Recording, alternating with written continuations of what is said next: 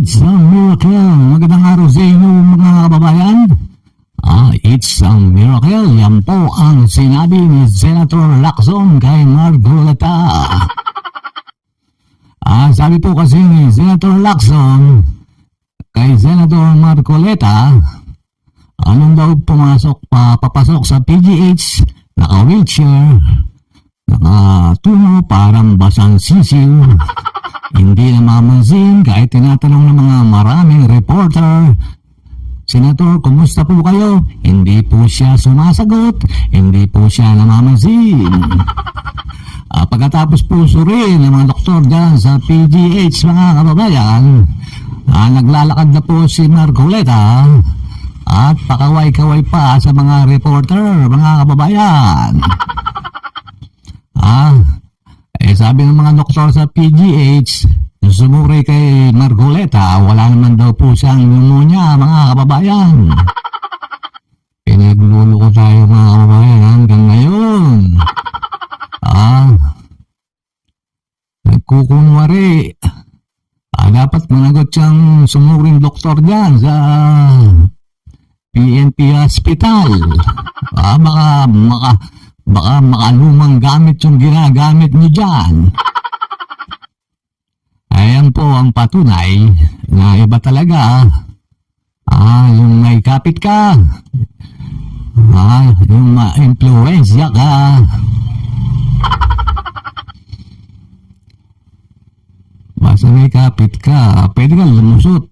Kaya lang, matibay yung sandigan bayan, mga kababayan, itong maawak ng kaso ni Marcoleta.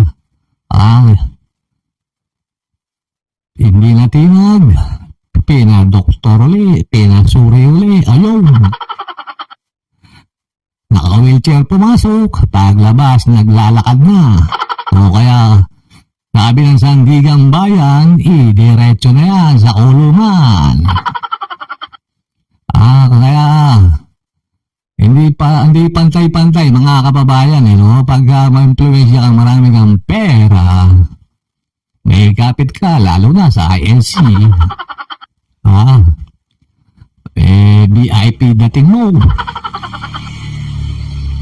Pero pag ikaw, mahirap ka, nakakulong ka, pag may masakit ka sa katawan, baka ibigay sa iyo dyan ng mga PNP Hospital, alaksan. Joke lang, mga kababayan. Okay, mga kababayan. Pero para totoo, mga kababayan. Abangan ulit natin kung anong gimmick na naman ang gagawin ng namamahala kay Senator Marcoleta dyan sa City Jail, mga kababayan. It's a miracle, talagang di pa tumitigil itong si Senator Lacson, nakakulong na si Marcoleta, banat pa rin ang banat, Hindi makaribat si Marcoleta sa biyanat ni Lacson, mga kababayan. Nakakulong